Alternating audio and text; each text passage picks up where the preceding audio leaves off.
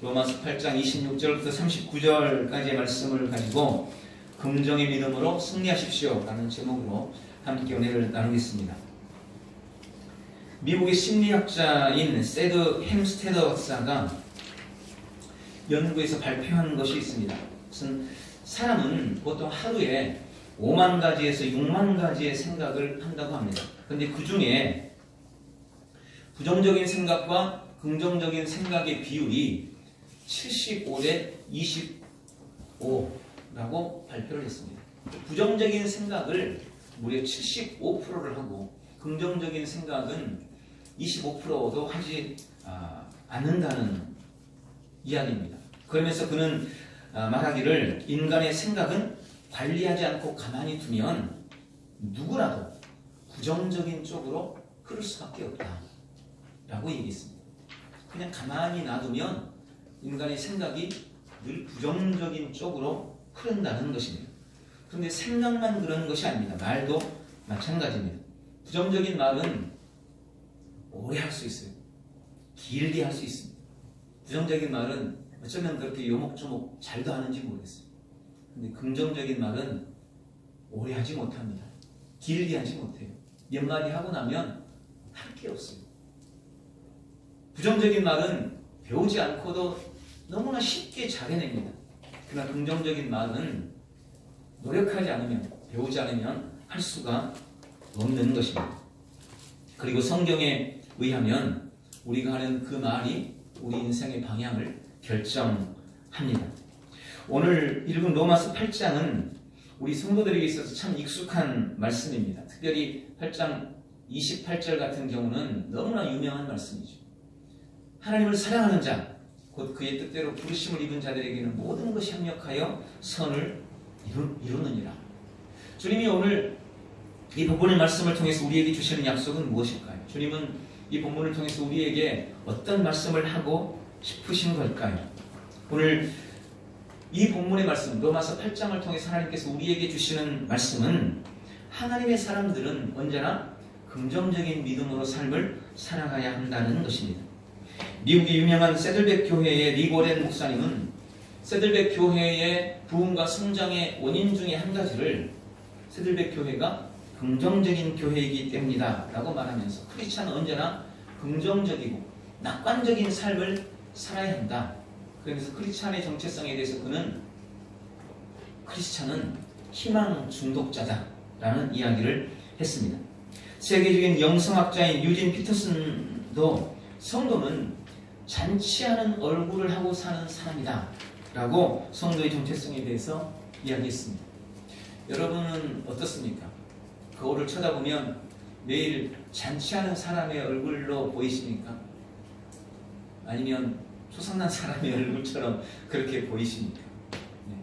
결혼식장에 가면 부모님이고 자녀들이고 얼굴이 너무너무 환하죠. 너무 환하고 그냥 밝고 항상 그런 얼굴, 그게 우리 성도의 정체성이라고 이야기했습니다.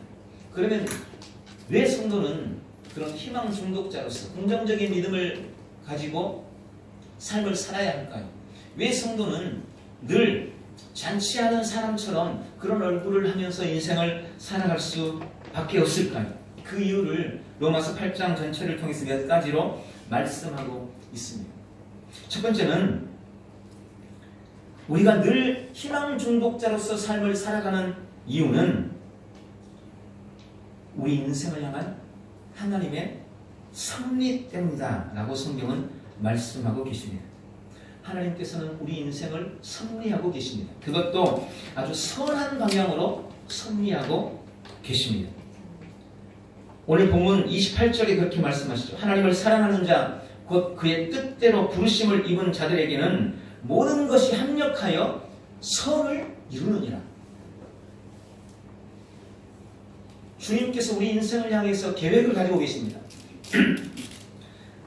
오늘 본문에 그 뜻대로 부르심을 입은 자라고 할 때 이 그 뜻대로라는 의미가 작정하신 대로, 계획하신 대로, 목적하신 대로라는 그런 의미입니다. 하나님은 우리 인생을 향한 목적과 계획을 가지고 계시고 그 계획과 목적대로 우리 인생을 이끌어 가시는데 오늘 본문이 뭐라고 말씀하시냐면 그 계획과 목적이 늘 선하다라고 말씀하고 계시는 것입니다.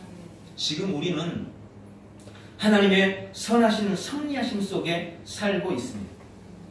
이 하나님의 섭리를 확신하면서 삶을 살아가면 어떤 인생의 어려움도 어떤 인생의 고통이나 역경도 이겨낼 수가 있는 것입니다. 구약 성경에 나오는 욥은 자신에게 당한 이해할 수 없는 고난을 하나님의 주권과 하나님의 섭리로 받아들였습니다. 그래서 그는 욥기서 23장 10절에 보니까 그렇게 고백합니다. 나의 가는 길을 오직 그가 아시나니 그가 나를 단련하신 후에는 내가 정금과 같이 나오리라. 이해할 수 없는 고난이 찾아왔습니다. 이해할 수 없는 고통이 자신에게 지금 몰아쳐왔습니다. 자기 친구들은 와서 네가 죄를 범했기 때문에 네가 범죄했기 때문에 그런 것 아니냐고 이야기하지만 욥은 아무리 돌아봐도 자신이 그런 고난과 고통을 받을 만한 죄를 저지른 적이 없는 것 같아요. 그러나 그럼에도 불구하고 자신의 인생 속에 찾아온 그런 엄청난 시련과 고난을 욥은 하나님의 선하신 섭리로 받아들이고 인정했습니다. 그래서 나의 가는 길을 오직 그가 아시나니 그가 나를 단련하신 후에 내가 정금과 같이 나올 것이다 라고 고백할 수 있었던 것입니다. 지독한 고난을 당하지만 그 안에 하나님의 섭리가 있기 때문에 하나님의 섭리를 확신했기 때문에 그는 오히려 그 고난 속에서 새로운 기대와 소망의 마음을 품을 수 있었던 것입니다. 또한 구약의 유명한 요셉 역시 마찬가지입니다. 그도 하나님의 섭리를 믿었던 사람이었습니다. 형제들에게 팔리고 노예가 되고 또 억울한 누명을 써서 죄인까지 된 그였지만 그는 그런 상황 속에서도 끝까지 소망을 잃지 않았고 결국 자신을 향한 하나님의 소망을 온전히 이룰 수 있었던 이유는 그가 하나님의 자신을 향한 선하신 섭리를 인정하고 그 섭리를 끝까지 믿었기 때문이었습니다. 그의 긍정의 믿음을 우리는 그의 고백을 통해서 확인할 수가 있습니다. 창세기 50장 20절에 보면 당신들은 나의 생명을 어떻게 하든지 제거하려고 하였지만 하나님은 이를 선으로 바꾸사 만민의 생명을 구원하는 일에 나를 사용하셨습니다 라고 요셉이 고백합니다. 당신들이 형들에게 하는 말이죠. 당신들이 나를 팔았지만 사실은 하나님께서 그 배후에서 역사하셨던 것입니다 라고 말하면서 하나님의 섭리를 인정했습니다. 환희 크로스비라는 여인이 있습니다. 이분은 무려 9,000편의 찬송을 작곡했고 그 중에 현재 우리가 부르고 있는 이 찬송가 중에도 무려 20편이 넘는 그녀의 찬송이 수록되어 있습니다.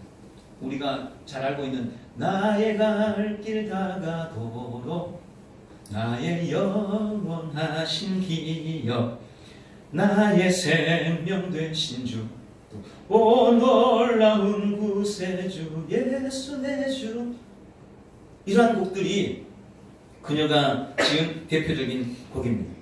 그런데 그녀는 놀랍게도 장님입니다. 나면서부터 장님이 됐던 건 아니에요.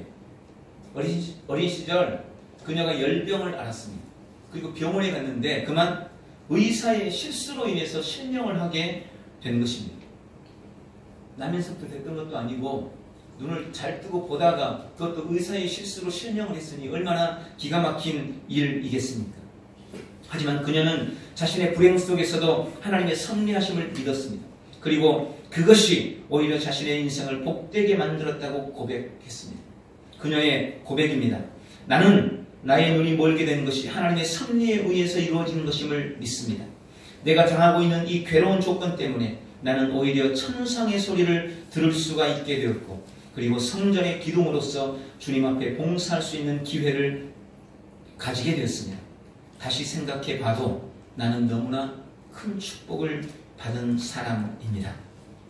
여러분, 나를 향한 하나님의 선하신 섭리를 믿으면 누구나 어떤 상황에서도 이런 고백을 할 수가 있는 것입니다. 오늘 하나님의 나를 향한 선하신 섭리를 믿고 긍정의 믿음으로 승리하시기를 축원합니다. 두 번째로 우리가 늘 잔치하는 얼굴, 희망 중독자로서의 삶을 살아갈 수 있는 이유는 나를 향한 하나님의 사랑 때문입니다. 바울은 예수님을 따르기로 결단한 후에 그의 인생에 찾아온 이루 말할 수 없는 혼란과 핍박과 위험을 당했습니다. 그러나 그런 속에서도 그는 늘 기뻐하며 긍정적인 믿음의 태도로 살았던 대표적인 인물이 바로 바울입니다. 그는 자신이 그런 놀라운 삶을 살 수 있었던 이유가 자신을 향한 하나님의 사랑 때문이라고 고백했습니다.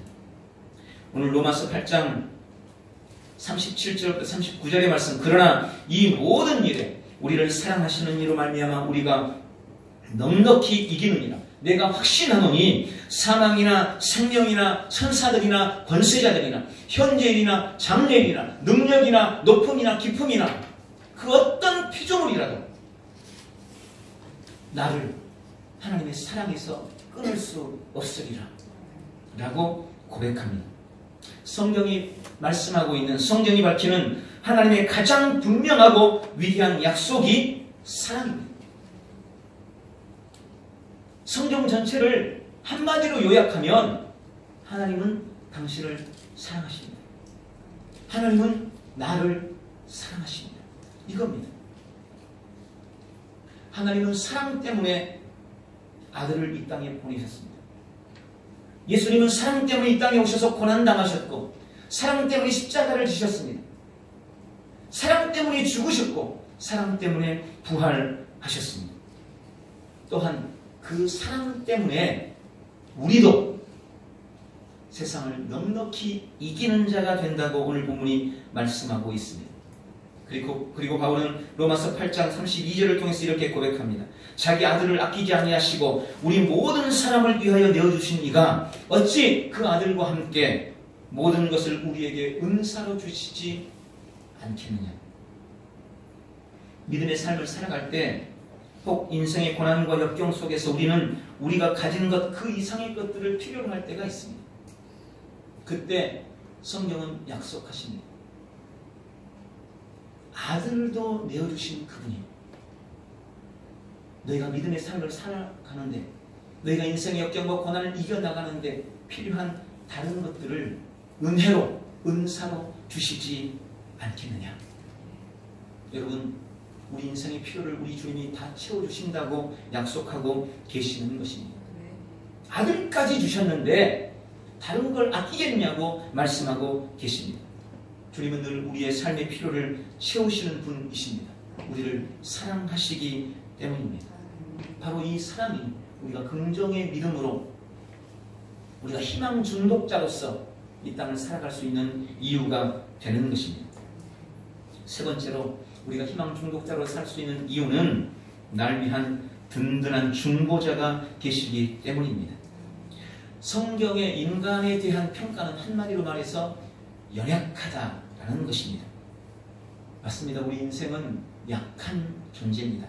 얼마나 약하고 조심스러운 존재인지 주님은 우리 인생을 질그릇이라고 표현을 했습니다. 톡이에요, 톡이. 흙으로 만들었어요.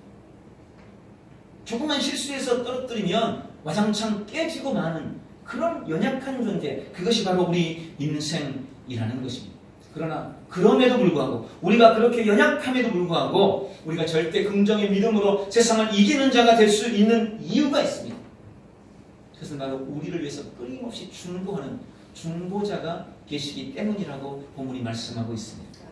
어떤 중보자가 있습니까? 먼저 성령님께서 우리를 위해 기도하시는 우리의 중보자가 되신다고 말씀합니다. 오늘 본문 26절에 이와 같이 성령도 우리 연약함을 도우시나니 우리가 마땅히 빌 바를 알지 못하나 오직 성령께서 말할 수 없는 탄식으로 우리를 위하여 친히 간구하시느니라. 우리가 늘 기도하는 삶을 살아가지만 우리가 기도하는 것이, 우리가 구하는 것이 늘 최선이 아닐 수 있습니다. 왜냐하면 우리는 5분 후의 일도 알지 못하기 때문에 그래요. 우리는 내일 일을 알지 못합니다. 나의 내일을 위해서, 우리 자녀들의 인생을 위해서 이렇게 열심히 구해놨는데 사실은 그게 최선이 아닐 수가 있는 거예요. 그게 오히려 화가 되고 독이 될 수도 있는 것입니다. 그래서 우리는 늘 기도할 때 내 의지와 내 뜻대로 기도하지 않고 성령의 인도를 따르려고 노력하고 성령 안에서 기도해야 한다고 성경이 우리에게 말씀하고 계시는 것입니다. 그런데 본문에 우리가 마땅히 빌 바를 알지 못해요. 우리가 내 아이를 위해서 어떻게 기도해야 될지, 내가 내 인생을 위해서 어떻게 기도해야 될지 내가 잘 모를 때 성령님께서 말할 수 없는 탄식으로 나를 위해 친히 기도해 주신다고 약속하고 계십니다. 여러분, 성령님은 하나님의 깊은 것이라도 통달하시는 분이세요. 그래서 우리의 모든 것을 아십니다. 그래서 나를 위한 최선의 기도, 최선의 기도를 할 수가 있는 분이 바로 성령님이세요. 그 성령님께서 나를 위해서 기도하고 계시기 때문에 나는 늘 승리자의 삶을 살 수가 있는 것입니다. 또한 성령님만 나를 위해서 기도하시는 것이 아닙니다. 오늘 본문에 보면 예수님께서 우리를 위해서 중보하신다고 말씀하십니다. 34절에 보니까 누가 정죄하리요? 죽으실 뿐 아니라 다시 살아나시는 이는 그리스도 예수시니 그는 하나님 우편에 계신 자요 우리를 위하여 간구하시는 자시니라. 나를 위해 십자가에 죽으시고 부활하신 구세주이신 그분이 하나님께로 올라가셨습니다. 그리고 하나님 보좌 우편에 앉으셨습니다. 그런데 그곳에서도 그분이 나를 위해 간구하고 계신다고 말씀하고 계십니다. 나를 위해 십자가를 지셨던 그분이, 나의 구세주가 되어주셨던 그분이 이제 하나님 우편에 가셔서도 나를 위해서 간구하고 계시다는 이것이 얼마나 놀라운 약속입니까? 누군가가 나를 위해 매일 기도해 준다고 생각해보세요. 어떤 권사님이, 신실한 권사님이, 어떤 집사님이, 정말 기도 많이 하시는 집사님이 나를 위해서 매일 기도해 주신대요. 그럼 그게 얼마나 큰 힘이 됩니까?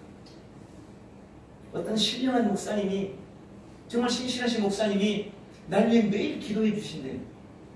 그게 얼마나 큰 힘이 됩니까? 사람이 기도해 주는 것도 우리에게 큰 힘과 위로가 되는데, 여러분, 제가 소망의 기도 이렇게 인도하잖아요. 얼마나 고맙게 생각하는지 모르겠어요. 개인적으로도 이렇게 연락이 오곤 하면 기도해 주셔서 너무나 고맙다고, 너무나 감사하다고, 너무나 큰 힘이 된다고. 조이넷이라고 이렇게 전화 상담을 해주거나 하게 되면 눈물을 철철 흘려요. 인생의 고통과 아픔 속에서 누군가 나를 위해 기도해 준다는 것은 그렇게 큰 위로와 힘이 되는 것입니다. 그런데 그게 사람이 아니라 하나님이, 성령님이, 성자 예수님께서 나를 위해 기도해 주고 계십니다. 그러니 우리가 어떻게 우리의 삶이 좀 힘들다고 낙심할 수 있어요? 그러니 내 인생이 좀 힘들다고 어떻게 낙심할 수 있어요? 좀 문제가 왔다고 낙심할 수 있어요? 절대 그럴 수 없습니다. 이 놀라운 비밀을 안다면 우리는 그런 고난과 아픔 속에서도 담대히 웃을 수 있는 사람이 되는 것입니다. 끝까지 소망을 잃지 않을 수가 있는 것입니다. 그래서 우리는 희망 중독자인 것입니다. 우리가 함께 불렀던 누군가 날 위하여 누군가 기도하네 내가 홀로 외로워서 마음이 무너질 때 누군가 날 위해 기도하네. 그 누군가가 성령님이십니다. 그 누군가가 예수님이십니다. 나의 가장 든든한 후원자 성령님, 그리고 나의 가장 든든한 중보자 그 예수님, 그 예수님이 계시기 때문에 우리는 늘 긍정의 믿음을 가지고 희망 중독자로서 잔치하는 얼굴을 하고 이 땅을 살아갈 수가 있는 것입니다. 그러므로 우리의 환경과 상황이 주는 모든 부정적인 생각을 버리시기를 주님의 이름으로 축원합니다. 영국과 남아프리카의 네덜란드 이주민들 사이에 전쟁이 벌어졌습니다. 이 전쟁을 보어 전쟁이라고 부릅니다. 1899년에서부터 1902년까지 전쟁이 벌어졌습니다. 그런데 그때 남아프리카의 한 병사가 매우 드문 죄목으로 기소가 되었습니다. 그의 죄명은 낙심죄였습니다. 남아프리카의 레이디 스미스라는 작은 마을이 영국의 침공을 받았을 때에 그의 마을을 방어 중인 병사들 사이를 돌아다니면서 이 한 병사가 계속해서 부정적인 정보와 불평과 원망을 늘어놓은 겁니다. 그는 적들이 얼마나 강한지, 그리고 적들의 공격을 막는다는 것이 얼마나 어려운 일인지, 영국군이 얼마나 많은 나라를 점령했고 얼마나 많은 전쟁에서 승리를 거두었는지 끊임없이 떠들고 다니는 거예요. 그래서 우리는 질 수밖에 없다. 이걸 보다 못한 다른 병사들이 신고를 한 겁니다. 그리고 재판에 기소가 된 거예요.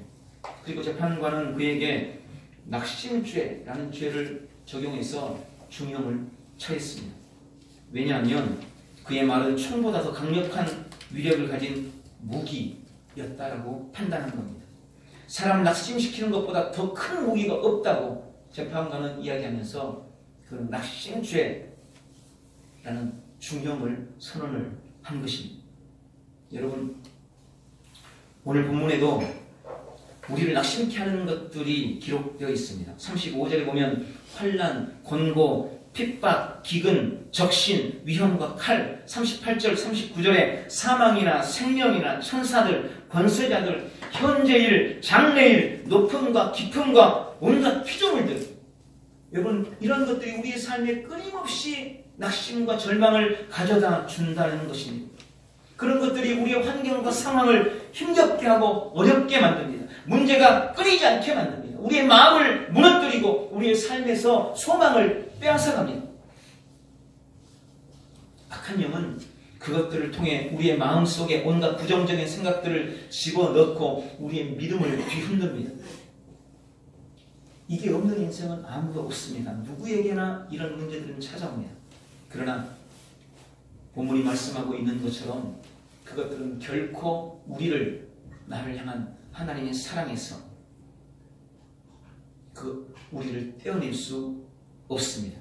환난도, 기근도, 핍박도, 위험도, 적신도, 칼도, 현재일도, 장래일도, 능력도, 높음도, 깊음도, 사망도, 생명도, 천사들도, 권세자들도, 이 땅의 어떤 피조물도 우리를 그리스도 예수 안에 있는 하나님의 사랑에서 끊을 수 없으리라 분명히 말씀하고 계십니다. 그러므로 우리 앞에 처해 있는 상황 때문에 낙심하지 않기를 바랍니다. 우리의 마음을 빼앗기지 않기를 바랍니다. 상황보다, 환경보다 크신 하나님을 바라보고 우리의 마음을 굳게 하시기를 주님의 이름으로 축원합니다. 세상이 주는 온갖 문제들로 인해 두려워하지 마십시오. 사탄이 하는 거짓말에 속지 마십시오. 우리는 충분히 넉넉히 이길 수 있는 사람들입니다. 내 안의 부정적인 생각과 내 안의 모든 낙담과 두려움을 예수의 이름으로 결박하고 그것을 제거해내서 승리하시기를 축원합니다. 마지막으로 우리는 끝까지 희망 중독자로서 삶을 살아가시기를 바랍니다. 오늘 주님은 이 말씀을 통해 우리가 어떤 사람인지를 상기시키십니다. 성도는 세상을 보는 특별한 눈을 가지고 있습니다. 우리에게는 특별한 눈이 있습니다. 그게 바로 믿음의 눈입니다. 그게 바로 긍정의 눈입니다. 빨간 안경을 끼면 온 세상이 다 빨갛게 보이는 것처럼 믿음의 눈으로 세상을 보면 모든 것이 하나님의 은혜요, 하나님의 섭리임을 깨닫게 됩니다. 긍정의 눈으로 세상을 바라보게 되면 모든 것이 다 감사와 찬송의 이유라는 것을 발견하게 되는 것입니다. 환난도 있고 때로는 병에 걸리기도 하고 갖가지 문제로 인해서 아파하기도 하지만 그럼에도 불구하고 그런 속에서도 우리는 낙담과 낙심 대신 기대와 소망을 품고 원망과 불평 대신 찬송과 감사할 수 있는 완벽한 이유를 갖추고 있는 사람입니다. 이 사실을 잊지 않으시기를 바랍니다. 그러니 끝까지 희망 중독자로서 살아가고 끝까지 잔치하는 사람처럼 살아가시기를 축원합니다. 스탠리 존스 목사가 계십니다. 이분은 인도의 선교사이십니다. 그는 모든 일에 긍정적인 자세로 살았을 뿐만 아니라 긍정적인 믿음이 미치는 영향력이 우리 육체 건강에도 영향을 미친다라고 주장했던 분 중에 한 분이십니다. 그분은 90세가 되도록 장수하면서 최후의 순간까지 하나님의 일을 열심히 하고 설교를 하시다가 1973년도 하나님의 부르심을 받고 천국에 가셨습니다. 그분이 88세가 되었을 때에 중풍병이 그에게 찾아옵니다. 그래서 걷지도 못하고 말도 제대로 할 수 없는 그런 상황에 처하고 갑니다. 88세예요. 지금으로부터 지금 몇 년입니까? 100년 전으로 더 된 일이죠. 그러니 그때 88세면 엄청나게 장수한 것 아닙니까?